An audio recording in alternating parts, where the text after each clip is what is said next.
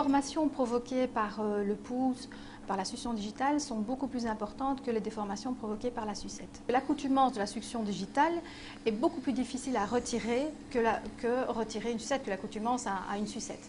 Donc on préconise, nous les professionnels, la sucette plutôt que le pouce. La sucette est beaucoup plus avantageuse que le pouce. Pourquoi? Parce que la sucette, lorsqu'elle est appliquée sur le palais, avec l'action de la langue, elle permet, je vais dire, une répartition des forces de la succion qui est beaucoup plus uniforme au niveau de la voûte du palais. Et donc le palais se développe physiologiquement.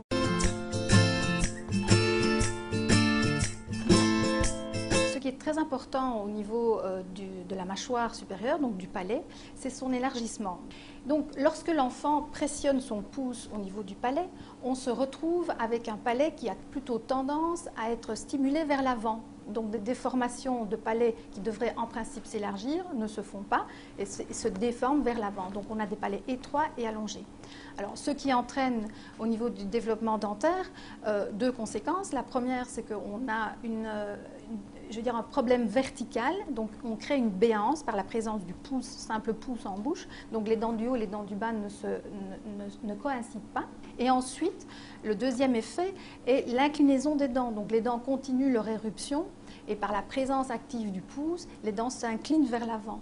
Donc ces déformations-là ne s'autocorrigent jamais et donc à ce moment-là, il faudra une réhabilitation orthodontique et ou logopédique.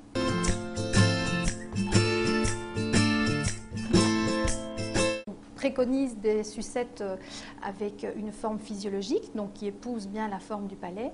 En fait, une sucette physiologique, c'est la sucette qui s'apparente le plus au téton lorsqu'il est déformé par le bébé, lorsqu'il déglutit. Prenons l'exemple de la sucette Dental Safe de Bébé Confort. En fait, c'est une sucette avec 3 étapes, donc de développement bucco-dentaire.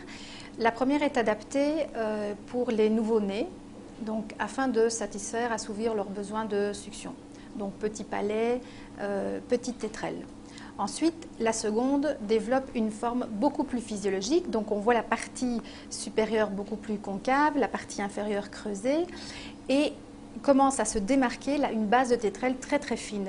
Donc ces 3 mm qui sont les bases les plus étroites qui existent sur le marché sont des bases très intéressantes parce qu'elles permettent en fait d'avoir bouche fermée, un contact, une occlusion presque comme si on n'avait pas de sucette en bouche. Donc ce qui permet par la suite également une bonne respiration, une bonne ventilation nasale qui est très importante également pour le développement du palais.